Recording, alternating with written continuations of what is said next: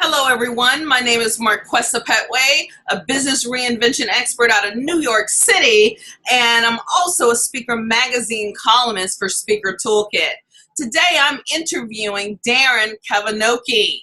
Darren is an accomplished TV personality, attorney, interventionist, something I can't pronounce, keynote speaker, and misbehavior expert who appears constantly on countless TV and radio shows. More important than his professional accomplishments is the compelling, inspirational story that he is. Darren doesn't just know about transformation because he studied it, he has lived it. His authenticity and transparency is unparalleled and has brought rave reviews from everyone who hears his message. Now, guys, he's been in Speaker Magazine before, so this interview is not so much about just the celebrity of Darren, but it's about the speaker, the professional speaker. So welcome to your Speaker Magazine podcast. Thank you. Oh my, well, I feel like I have so much to live up to now. So I hope I can fill those shoes. You are fine. So can you maybe take a minute or two to take us from law school to you becoming an on-air personality? How did that sort of happen? Well, it was an unlikely trajectory. I mean, first you've got to understand law school for me was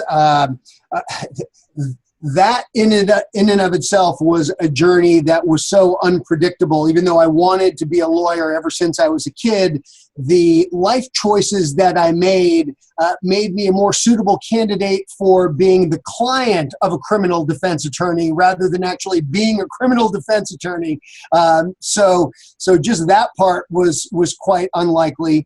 But once I became a lawyer, I was fascinated with the world of criminal defense. And this was right when the O.J. Simpson case was going on, and criminal defense lawyers were the rock stars of the industry. And I thought, you know what? I want to get a little bit of that. And that brought me to the world of criminal defense, which was what ultimately brought me to the world of television and then finally speaking. Wow. Now, there are a lot of criminal defense attorneys out there, including the famous Cochran, although he has since passed. How did that turn you into a celebrity, though? How did you wind up going into celebrity world, or what made you stand out? Well, ultimately, I credit Mel Gibson for my entire celebrity, and I'm using air quotes now, but my entire celebrity status I really owe to Mel. It all started when Mel got arrested for drunk driving and some of his crazy rantings by the side of the road. And Entertainment Tonight was looking for somebody to go on air and deliver what I call the expert blah blah of talking about what was Mel facing and about DUI cases in general. And the person who had been their on-air go-to expert was actually a divorce lawyer. And when they contacted him about Mel, he said, you know, I don't really feel comfortable talking about these issues, but I know this guy, Darren, why don't you put him on? And because of that first appearance, which is so funny, Marquessa, because when they first called me, it was such there were so many logistical issues about how I was going to appear on their show. We were up against these fantastic deadlines. Was I going to go down to the studio, or were they sending a crew to me? There was all this back and forth. And then once we finally settled that I was going in to talk to the studio to talk about Mel, I get a call from the senior producer there, and she says, Darren, I'd like to know, what are you wearing? And I said, oh, are you trying to seduce me, Mrs. Robinson? And she says, no, you idiot. I just want to make sure that you look camera appropriate, that you're not wearing a shirt that's too tightly patterned so it looks fuzzy on screen. And there's something about that whole conversation and the logistical nightmare about getting me down there. It just triggered something in my mind. And I happened to be just a few blocks from my house when I got that call. And I went ripping into my closet, and I grabbed a bunch of shirts and ties and eyeglasses. And I come walking into Entertainment Tonight with my wardrobe. And mind you, this is the first time that we've ever met. They had no idea who I really was. And they said, what's all this? And I said to them, well, look, this Mel Gibson story, it's going to be around for more than just today. And this was really a nightmare trying to figure out how I'm getting down here and all of this. So why don't you shoot some sound bites with me in different outfits and then you don't have to have me come back, because I realized and recognized right away that those crews were very, very expensive and hard to put together logistically. And it was like heads exploded, and no one in the history of TV production had thought of such a thing. And very quickly, because I came to that interview with the mindset of solving their problems, I became a field correspondent for Entertainment Tonight and The Insider. And right away, I'm flying around the country covering some of the most important journalistic stories of this generation or any other. For example, if you remember the Balloon Boy saga, do you remember Balloon Boy? Yes, I do. I was actually in front of Balloon Boy's house, doing my stand-ups, reporting live for Entertainment Tonight, and Tiger Woods and his infidelities and all of these crazy scandals, and very, very quickly I was full-time in that TV world, and I loved it. Just absolutely loved it. Now, I took a lot of takeaways from what you just said. Number one, you had to let your friends know, listen, if there's ever an opportunity, think of me. You already know what kind of law I practice. And then you were ready when the reporters called, because in our business, we are surrounded by media. I mean, I live in New York. I got several reporters in my building. So media is our world. But you thought outside the box, and you decided, I'm going to show up and make their job easier. And then that turned into another business opportunity for you. I think that is exactly if there's one thing that anybody takes away from this conversation, it's the concept of adding more value. And what was in the forefront of my mind, although I didn't think of it in this way, I only have the clarity through 2020 hindsight, it was really about, how do I add more value to that production team? How do I solve their problem? And that attitude, or that wondering, has served me over and over and over again, because I think for anybody who's interested in getting on TV and reaping all of the rewards that being an on-air personality can drive, it really is about solving the problem of the booking producer. Wonderful. So now let's go from that, because you've been on several shows. You have your own magazine type show. I've made over 1,000 TV appearances now. I'm still the legal analyst for The Insider. I appear on CNN and CNN International, and I created my own show that I get to host because I created it, called Deadly Sins. We just wrapped production on our 5th season there, so there's been a lot of television for me. You know, what I'm also hearing is you never got comfortable. You decided, all right, this is good. I'm glad that they're calling me, but how can I take it to the next level? How can I take it to the next level? Because you had to do that in order to create your own show. You want to tell us a little bit about that mindset, or where that came from? Oh, well, in terms of creating my own show, it was one of those, my goodness, I remember the moment I was covering the Tiger Woods story and in Florida, and I was covering it for The Insider. We were looking for a unique shot to cover the story, because everybody was standing in front of the gate in front of Tiger's house. And we saw this guy driving by with his boat. And I very quickly, I flagged the guy, made him pull over, and I said, hey, if we pay you $100, will you take us out on your boat behind Tiger's house? And there we are, bobbing on the nose of a boat behind on the lake behind Tiger Woods' home in Florida, as I'm doing my stand-ups. And I remember in that moment that it really struck me that all of these stories that I was covering, they all had something to do with the 7 deadly sins. It was always lust or greed or gluttony that was triggering this kind of misbehavior. And that ultimately was what gave me the initial idea for what turned out to be the TV show Deadly Sins. Wow, this is fantastic. Now take us from, now you're the host. I mean, you could have just stopped it there, but where did the speaking come in? Yes. You know, it's for me, speaking, being a messenger is the most powerful and impactful thing that I do. I tell people all the time, you can tell a joke to a TV camera, but you never get to hear the laugh. And there's something about working with live audiences that fills me up in a way that nothing else does. And having that TV background is immensely helpful. I have to say that because of being on TV, it's caused me to get booked for speaking gigs that I wouldn't otherwise get. It's allowed me to charge fees for those speaking gigs that I wouldn't otherwise be able to charge.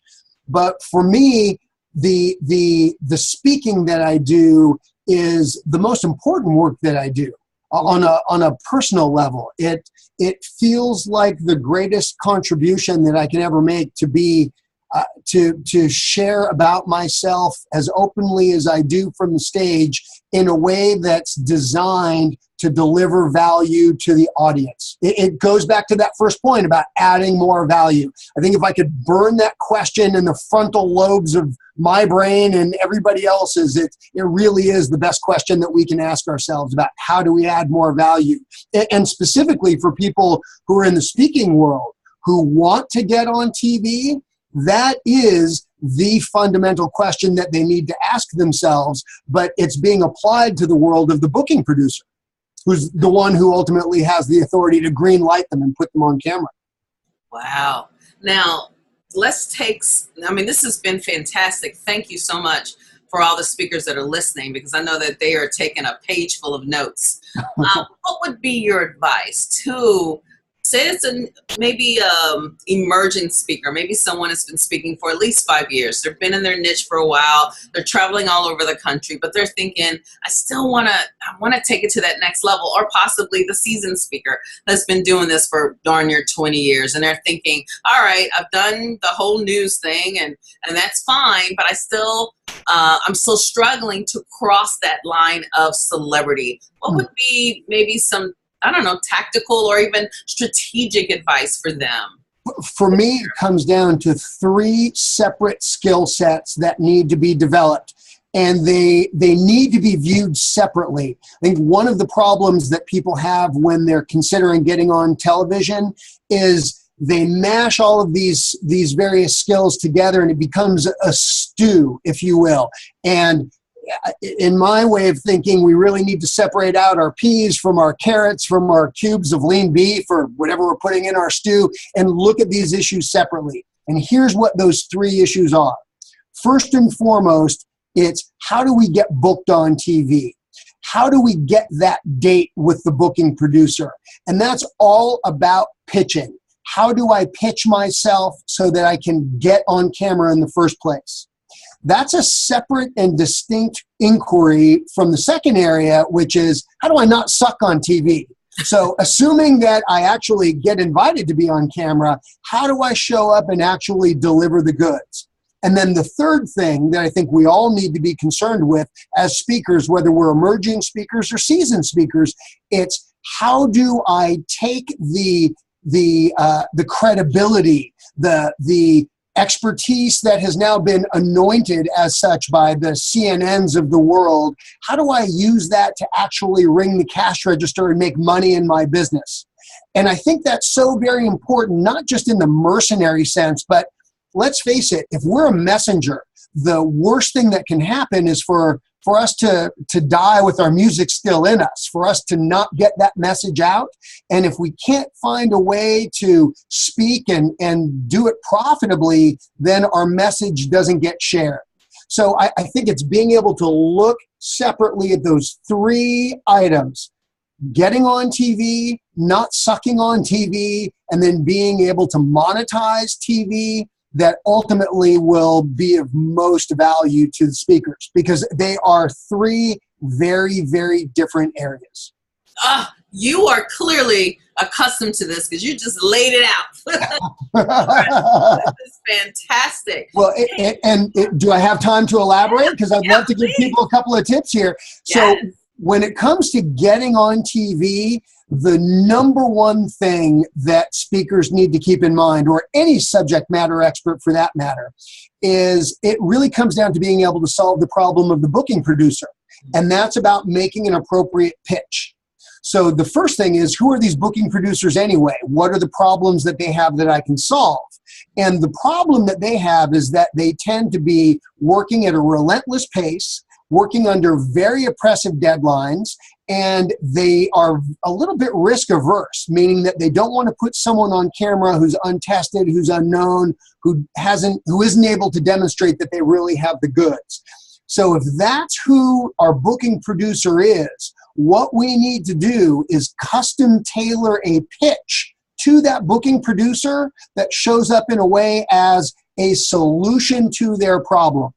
So the most effective pitches that I see people make when they're trying to get on TV are ones that, if we're pitching, let's say by email, that have a captivating headline and that give bullet points, because these people are working fast and they're working against a deadline. So bullet points are how these people want to get it. Bullet points that are going to basically allow that producer to have their segment produced for them by virtue of your answers. And for all of us who are subject matter experts, we really need to have 3 separate kinds of pitches in our arsenal. We need to be able to pitch ourselves for news or event-driven stories, whatever it is that's capturing national or international attention that day that we can speak to given our area of expertise. And that's going to vary on a day-to-day basis, obviously. But more than that, because a lot of people, they'll just think about the news and then they stop right there. But that's not nearly enough. If you ever watch a show like Good Morning America or the Today Show, sometimes they'll tease into the commercial and they'll say, hey, when we come back, you'll learn 5 new ways to get bloodstains out of shirts or something like that. And that's what I would call an evergreen story. And that's another kind of pitch that people who are subject matter experts, speakers, need to be able to make. Some kind of an evergreen pitch to these booking producers, because let's face it, sometimes it's a slow news day and they still have a time segment that they've got to fill. And so it's not enough just to have a news-driven pitch or several news-driven pitches. You've also got to have pitches that are evergreen, that could get plugged in any day. And then the third kind of pitch that subject matter experts need to be aware of is what I call a calendar-driven pitch. And that's as if the news-driven pitch and the news-driven pitch and the event-driven pitch got together and had a baby. That would be their offspring. And the calendar-driven pitch is one where if we look forward over the next 365 days, we know that there are certain events and happenings that are going to take place that relate to each of our particular areas of expertise. So in my case, as a criminal defense lawyer, it's all about the legal stuff, but it could apply to any industry, and really it applies to every industry. So we know that over the course of the next year, we're going to have Christmas, we're going to have New Year's, we're going to have Fashion Week in New York, we're going to have the Super Bowl, we're going to have all of these different events. And so the question is, as a subject matter expert, what are the events that I know are going to happen that I can start working on crafting a pitch in advance so I can better solve the problem of the booking producer and start pitching those things when they have plenty of time to be able to create their shows. So ultimately, as subject matter experts, and that's what we all are as messengers and as speakers, we need to have all 3 of those pitches in our repertoire. We need to be able to pitch ourselves effectively for a news or an event-driven story. We need to be able to have some event or some evergreen pitches that we can plug in anytime, and then also look at the calendar to forecast different kinds of pitches that we know are going to happen over the course of time. Oh, you are amazing. Hugs and kisses. I want to turn you into earrings, Marquessa, so I can carry you around with me, or maybe a pocket square at least. Now, if our speakers want to check you out or get in touch, or how can they find you, Darren? Or well, DarrenKavinoky.com is my website, and I love to joke with people and just say, the common spelling, but Kavinoky is K-A-V-I-N-O-K-Y. DarrenKavinoky.com. You can find me. I'm on every social media. I welcome and invite people to stay with me to link to me on LinkedIn or follow me on Twitter. I'm really easy to get a hold of.